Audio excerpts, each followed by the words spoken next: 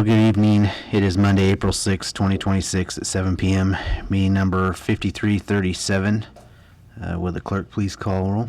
Mayor Daniel Polk. Here. Commissioner Rick Sowers. Here. Commissioner Michael Burns absent. Commissioner Chuck Taylor. Here. Commissioner Jeff Reiner. Here. I see no one for invocation. Would we all rise for the Pledge of Allegiance, please? Allegiance to the flag of the United States of America and to the republic for which it stands, one nation, under God, indivisible, with liberty and justice for all.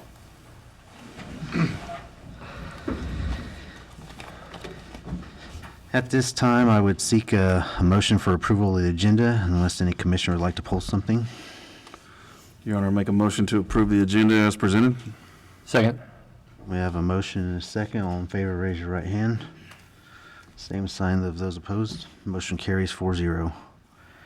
At this time, we have no petitions or proclamations. We'll move on to the visitor section. Limit of 5 minutes per individual, 15 minutes per topic. Final action may be deferred until the next city commission meeting unless an emergency situation does exist. Tonight, we have Great Plains Development Incorporation with Robert Whitmore. Thank you, commissioners and staff. It's a pleasure to be here again.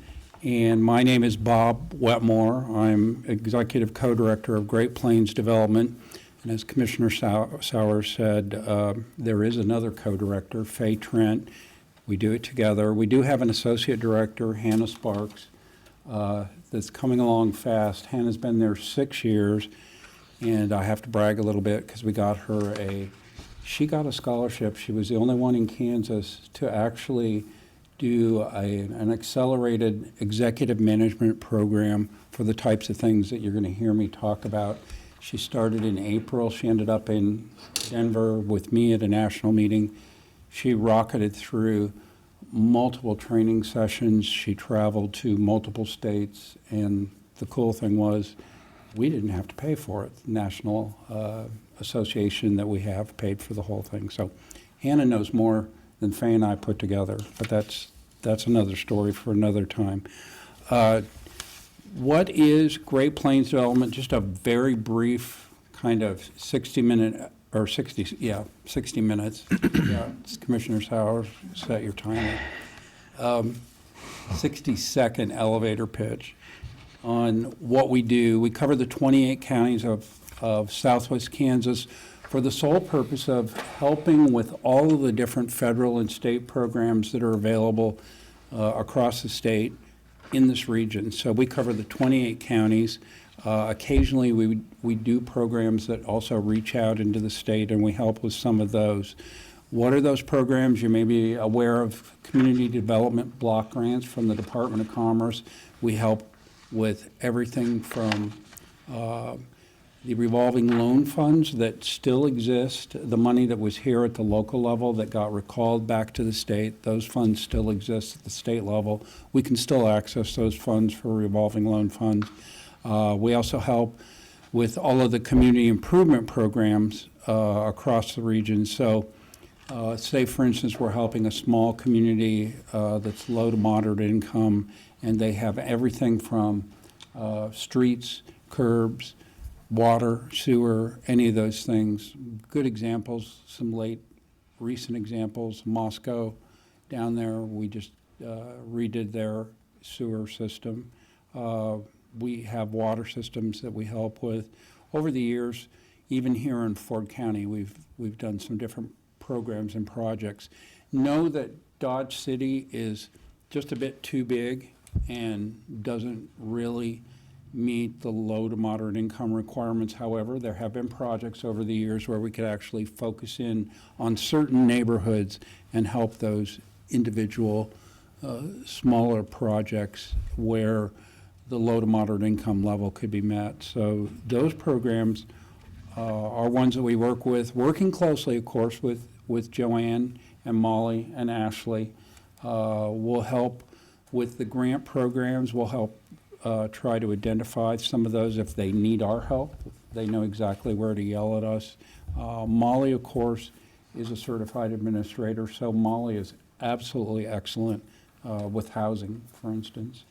So there's those opportunities, and then if we get a small business loan lead, if they need assistance with that, often we'll punt them straight to Ashley, or Ashley will work with them ahead of time and then bring them to us. We look at all the different loan programs that we might be able to help a small business with. And if you're curious about those loan and grant programs, there is a sheet, a giant sheet that folds out there. There's the list of all the things we have. It could be everything from USDA Rural Development to EDA, the U.S. Department of Commerce, Economic Development Administration, which we're a district of here in this 28-county region. Dodge City's taken advantage of those programs. We'll always take advantage of grants wherever they're available. So our focus is always to keep up with all these and make all these things available and to assist when needed. If we're not needed, that's cool. If a bank calls us up, asks for help, and decides to do a small business loan on their own, that's great. Our job is just to be here to provide gap funding if needed. We help Joanne and Molly with Network Kansas loans. You've heard of the e-community loans they have. We also help with the larger Network Kansas, Grow Kansas loans. We'll help package those locally. Currently, we have a couple of projects going on with them. Nothing that's really gelled into a major project over the years, though, and particularly last year, we had a lot of small business loans that we help package. We're also what we call a legacy certified development company for SBA. So we were the SBA certified development company for this corner of the state for decades. We're no longer a certified development company for SBA, but we will help package those loans on behalf of a bank and help move them on.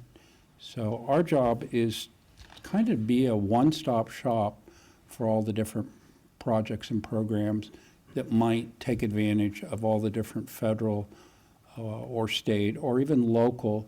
In some cases, we have local revolving loan funds that we can tap into, and then know that Great Plains, we have our own revolving loan funds that we sometimes tap into to actually help a business. Banks come first. We always put the bank part in front of everything. But let's say two banks turn someone down, and let's say one of you know it's a good business, and you say, gee, we really need to help these people. Our job is to try and figure out how to get that loan done. So quite often we can help package and stand alone without a bank. Doesn't happen very often, but there are requests like that. We live on voluntary dues, which you have been fantastic about helping us every single year. It just keeps us in the field and the ability to keep our staff paid. We no longer receive any funding from the Department of Commerce. Commerce, about 3 years ago, terminated actually decades of funding that they were doing at the local level. So that funding has gone away completely. And other than EDA at the federal level, that's really the only funding that we get a small amount of funding for. So voluntary dues are key. Questions, thoughts? You've been fantastic over the years. Thank you. Any questions for Bob? No, thank you. Thank you for all the help that You're you do. welcome. Yep. Thank you for helping us. Thanks, Bob. Are there any other visitors?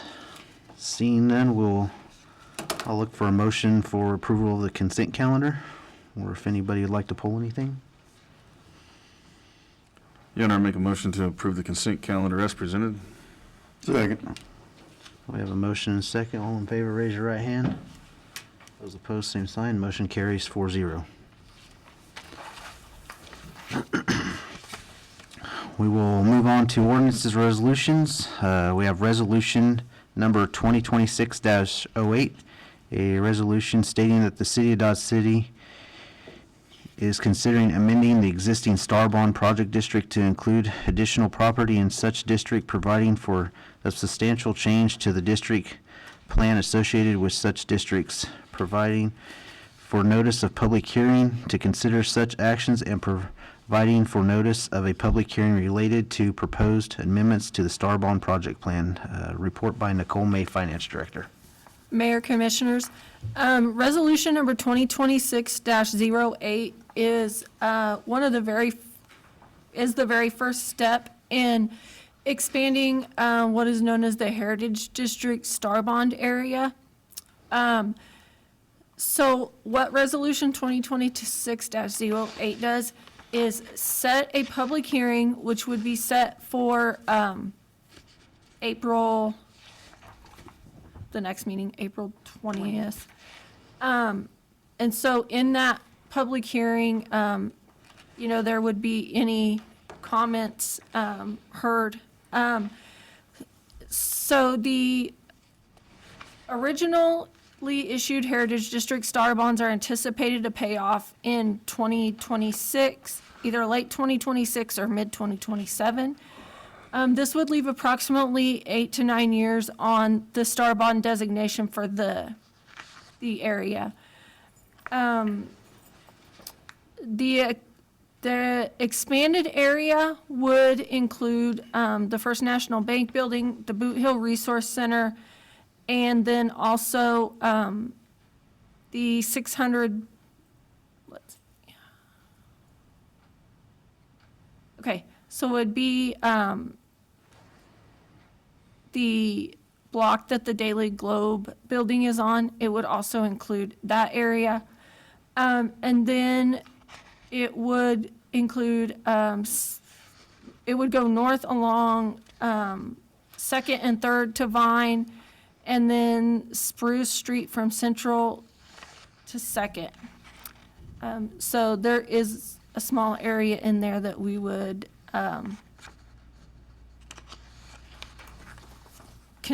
that will be considered for expansion. So this resolution, all it does is set the date and time for the public hearing. So if there's any questions, I'd be happy to answer those. Are there any questions for Nicole? So basically, you're just asking for the resolution number 2026-08 to be approved. That's it? Mm-hmm. Yeah. Your Honor, I make a motion to approve resolution number 2026-08. Second. We have a motion and a second. Any further discussion? Not all in favor, raise your right hand. Those opposed, same sign. Motion carries 4-0. Next up, we have no unfinished business. We will move into new business. First up is the approval of Addendum 1 for the 14th Avenue and US Highway 50 intersection improvements. Report by Ray Slattery, Director of Engineering. Mayor and Commissioners, tonight I'm asking your approval of Addendum Number 1 for the 14th Avenue and US 50 Highway intersection design improvements in the amount of $63,475. You may recall in August of last year, the Commission approved the design scope of services with Olson for the improvements to that intersection. Olson began the design process with a focused traffic study to evaluate whether the proposed future improvements of adding lanes to a traditional intersection remain the most appropriate option for the intersection moving forward. As part of the traffic study, Olson evaluated the use of a continuous flow intersection, or a CFI, at this location. Based on the analysis, Olson concluded that the CFI alternative would operate with less overall delays than the traditional widening under future traffic volumes. At the February 2nd meeting this year, Commission approved to proceed with the design of the CFI. As a result, it has been determined that Olson's original scope of services will need to be modified to include some additional work. There are two major items that will need to be changed. Olson will be required to do additional survey work since the footprint of the CFI is now larger than the original anticipated intersection improvements. And the other item is acquisition services. Olson will be responsible for the acquisition of right-of-way that will be required for the new CFI. There's a couple other small items that were also in the addendum, like some additional concept drawings for the intersection, and plus assisting assisting us in trying to secure some additional funding for the intersection. With that, I'd be happy to try to answer any questions you may have. What are the chances you get some additional funding? We're hoping pretty good. Yeah. We made a request for some, basically some earmark funds for the intersection. So where's the right-of-way they're gonna try to acquire? We'll need to purchase some right-of-way on the west side of the current 14th Avenue for the left turn lanes and south of the south of US 50. And then there'll be a small amount north of US 50 along the west side for the additional transition from the two-lane of 14th Avenue to add a right turn lane and the two through lanes and a left turn lane. Is this a not to exceed amount, or is this a fixed amount? This is a fixed amount. Okay. Have we been in contact with some of these property owners already? Just kind of discussing what we're doing? Some of them we've been in contact with, yes. Okay. Are there any other questions for Ray? Your Honor, I'd move to approve the amendment number 1 of 14th and US 50 intersection improvements in the amount of $63,475.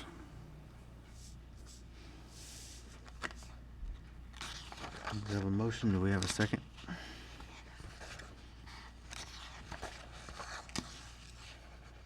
Second. We have a motion and a second. Is there any further discussion? If not, all in favor, raise your right hand.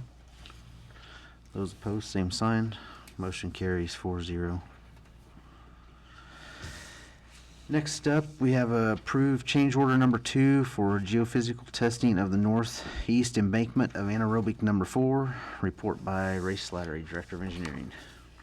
Mayor and Commissioners, tonight I'm asking your approval of change order number 2 from Braun Intertech Corporation for the geophysical testing of the northeast embankment of anaerobic number 4 in the amount of $52,775, pending legal counsel review and approval.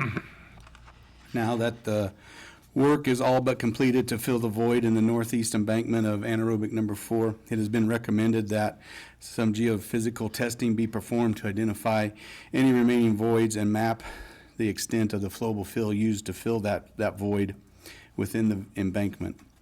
A multi-channel analysis of surface waves, or MASW, has been selected as the preferred geophysical testing method to accomplish this underground testing.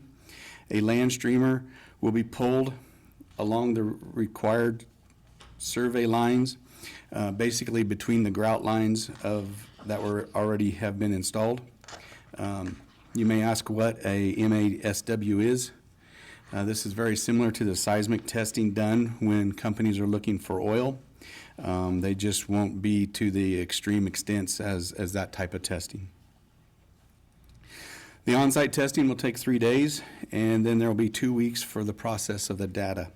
Depending on when the survey team will be on site, this could be approximately when GSI is finishing up the subsurface compaction, grouting, and curtain walls on the project. If any additional voids are seen in the survey, GSI will be able to place the additional grout in those locations. We are very close to finishing the GSI contract. We do have some additional holes and grouting that we want to do, and I'll talk about that later tonight. The funding for this will come from the Wastewater Treatment Fund, which there are funds available. With that, I'd be happy to try to answer any questions you may have. Just being thorough on this, Ray, I mean, so they're gonna thump this ground where we've already grouted? Yes? Does that concern the existing grout at all? You got any concerns there? That's, no, I'm not concerned with thumping it where the fill's been placed. Yeah. And like I said, they're not gonna hit it like when they do out for testing for oil.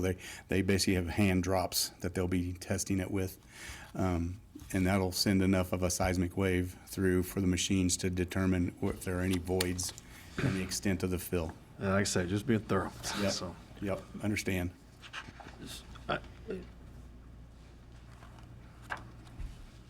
When we originally let this contract out for this to be finished,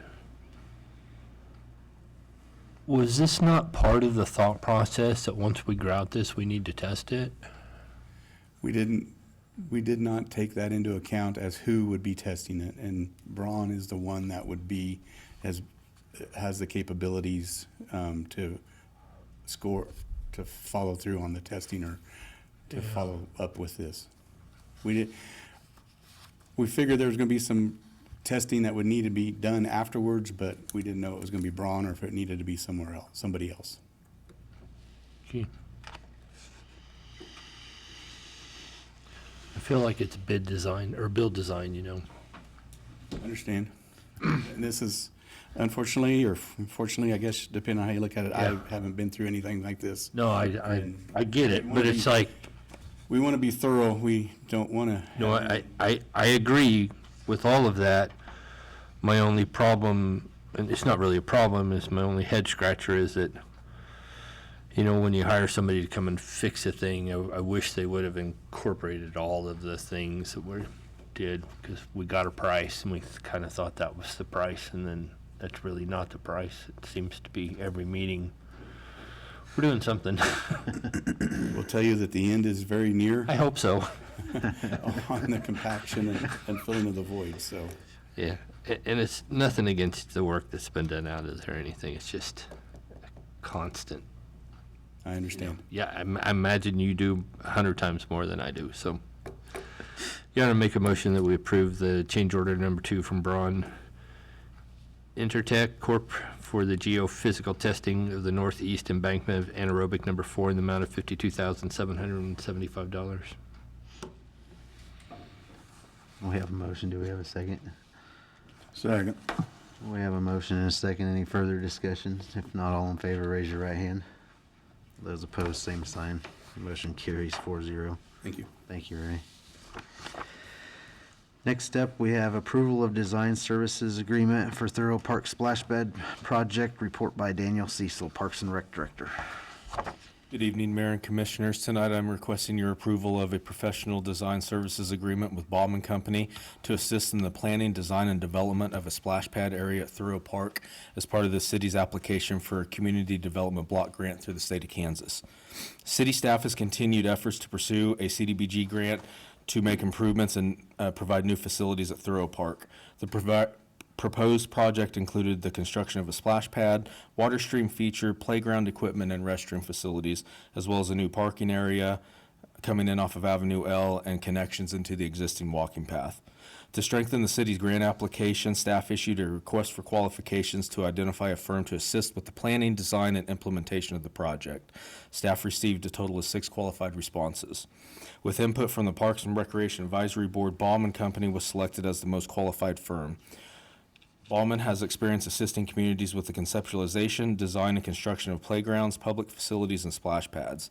Their scope for this project would include services of site surveying, development of detailed design plans, equipment specifications, accurate cost estimates, and assistance to the grant application process.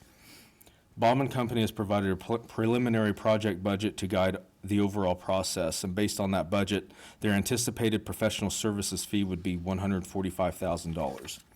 The scope of their work for the project would take the city from initial design through the development of a shovel-ready project, including assistance with all required documentation for the grant process. At this time, staff is requesting the approval of $9,000 to complete the preliminary engineering report, which constitutes Phase 1 of the agreement. Phase 2 of the agreement would be presented to the commission at a later date as part of the CDBG application. So for clarification, we're we wanted commission to be aware that the overall that we're looking at for this is 145,000. While we only need the 9,000 right now, the other 136,000 would be contingent upon the city applying for and receiving the CDBG grant from the state. And that's been worked into the agreement as well with Ballman, that we have to be awarded the grant before any services would be rendered from them beyond the preliminary engineering agreement, or preliminary engineering report. So I would be happy to answer any questions. So with this 9,000, Daniel, you're gonna get a drawing and cost of what everything is, or are you just getting a survey of the land, or what? Yeah, they'll do some surveying for us and let us know basically what all we would need for engineering, you know, what our distances, things like that would be to utilities, what our site looks like to be able to be developed, to create these facilities and that infrastructure over there. And it's all required through the CDBG for our grant application. So if we do apply, it is mandatory that we have this available and part of our application. Is the 145,000 that the total is that a budgeted expense as well? So we do have money budgeted in capital improvement for playground improvements. That's something that we could take funds from there to be able to pay from this. We also have some money that was set aside specifically for Thoreau Park to be able to do our next splash pad in town. So we have a couple different options in CIP. So the last grant that we applied for, we didn't have no conceptual drawings or nothing? We had one, and we also had our engineering staff help us with that preliminary engineering report. Upon review, after we did not receive that grant, one of the things that they felt we lacked was commitment to follow through, and part of that that they would like to see us do is have a firm or somebody that's going to help us get from initial concept design through construction documents to actually make the project happen. So that was, you know, some of the feedback. So that's why we did the RFQ with this, to find us a qualified firm to be able to get us through that process and show our commitment and dedication to the project, something that the state was wanting to see from us. So do you have any idea how much money they have at this community development block grant? I don't know if we have exact numbers as to what they have available. We feel good right now about applying earlier in the year versus when we applied last time. You know, obviously the funding's there, so the earlier you get in on it, better your chances are, is some review that we have received. So we feel confident applying now will be in much better shape and going through this process. And so that's part of this as well, is, you know, bringing this before you guys, approving that shows our commitment to the project, and that we will complete it if awarded the funds. Thank you. Has the plan changed, or is it still like the original? We're still moving Pretty forward? well the original plan, yes. Okay. And just to circle back, so the whole 145,000 is budgeted? Yes. From two different set of funds, I guess, is what you're saying? Correct. Okay. Any other questions for Daniel? Any action? I don't have the deal in front of us. Your Honor, make a motion that we approve the contract with Ballman Company for the preliminary project budget in the amount of $9,000. A second. We have a motion and a second. Any other further discussion? Not all in favor, raise your right hand. Those opposed, same sign. Motion carries 4-0. Thank you. Thanks, Daniel. Daniel.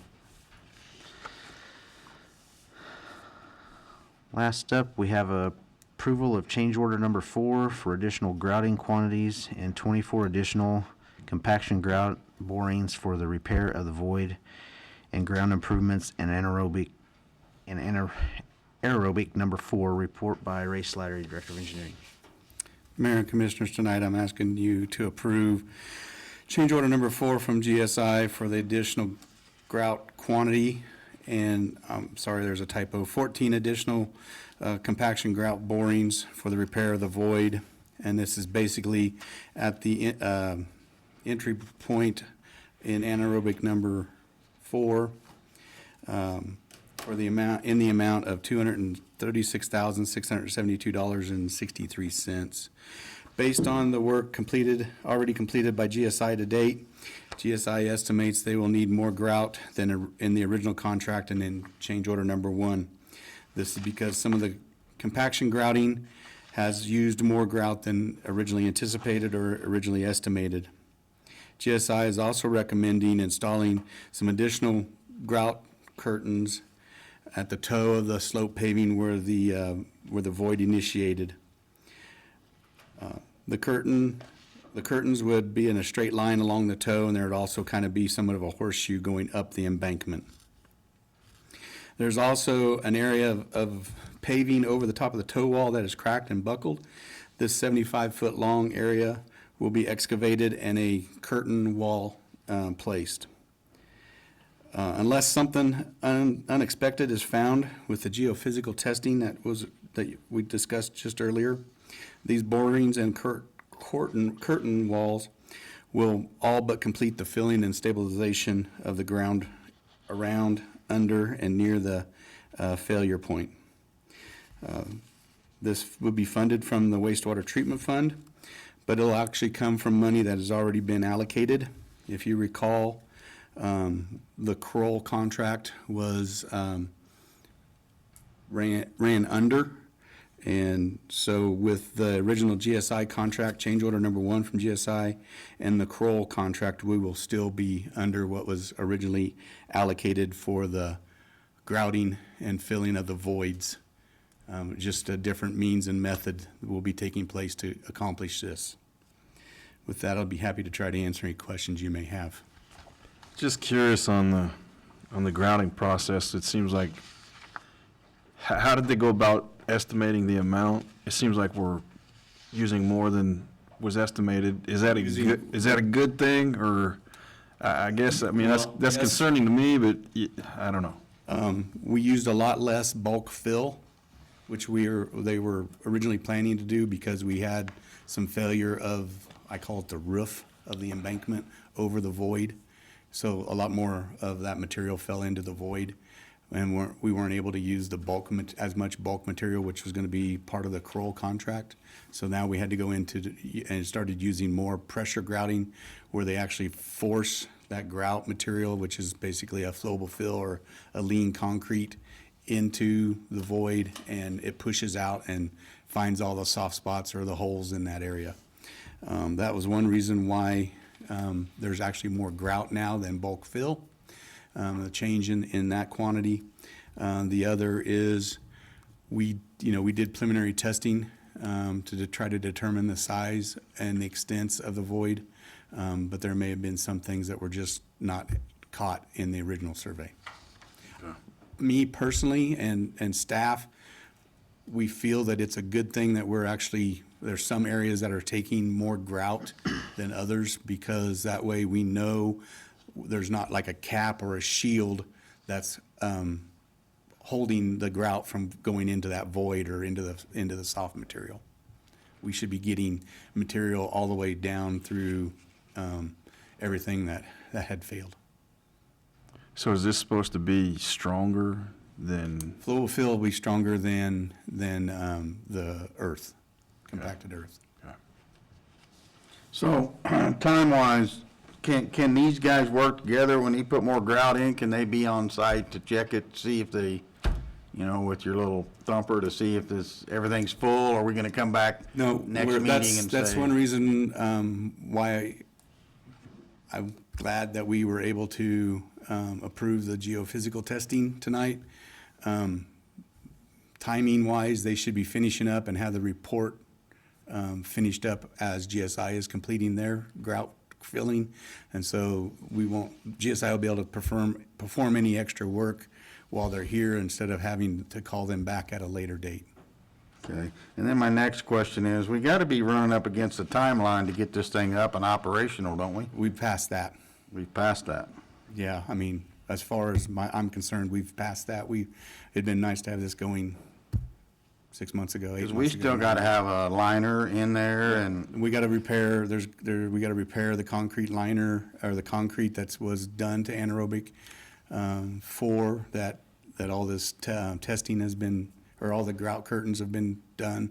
Then we gotta have the liner come in, and then we gotta test, once the liner's completed in the anaerobic, then we gotta fill it, test it, and then we can put the cover on it, and then we can switch and start putting flow to it for treatment.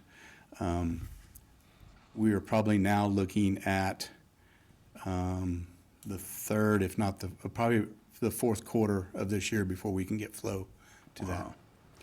And we are also running up against a deadline that we need to get flow into that anaerobic to remain viable for the IRA credits. And we all know that date, and we are working hard to accomplish that. Think you'll get there? Yes. Okay. Then, maybe a question for Paige. Where are we at in the finding out who's liable for all this? Have we got any feedback from that fella, or? Well, we do have another attorney who's taking the lead on that, and I know Ray emailed him today to set up a meeting for later this week, so we might have some more information, in the coming weeks about that. Okay. What's the running total that we're gonna try to seek on that? You got any idea? I haven't looked at it for a few days, so I don't know all the exact costs that we've acquired, but it's A bunch. about, it is over 3 million, I know that, so. Is this an amount that's a not to exceed amount, or do you think this is a hard cost? Because if they don't use all the flowable fill, they're not gonna bill for, They're not gonna bill it, they're only gonna bill us for what they use. okay? Other questions for Ray? You want to make a motion that we approve the quote not to exceed $236,672.63 to GSI for the additional flowable fill? Second. We have a motion and a second. Any other further discussion? Not, all in favor, raise your right hand. Motion carries 4-0. Thank you, Ray. Thank you. We have no other business. Staff reports. Melissa? So we have a couple of events coming up on the calendar potentially this week. We may have a special commission meeting on Thursday, April 9th at 11:30. Hopefully we'll be able to confirm that tomorrow. Because of court in this room, we may actually be having it at the Carnegie Center for the Arts just down the street, and immediately followed by a reception. So we'll be confirming that with all of you and also with the public, so they'll have that information. And then on Friday, April the 10th, the Full Circle Child Care Center has its groundbreaking at 11 a.m. at 405 McCarter. And so public's invited to attend. You all are invited to attend that as well. There is a luncheon to follow for some of the partners and the commissions invited to attend that. So that's all I have. Nicole? I have nothing. Nothing for me. Connie? Well, at this time, I would seek a motion for adjournment. So moved. Second. We have a motion and a second. All in favor, raise your right hand. Those opposed, same sign. Motion, we are adjourned. Thank you.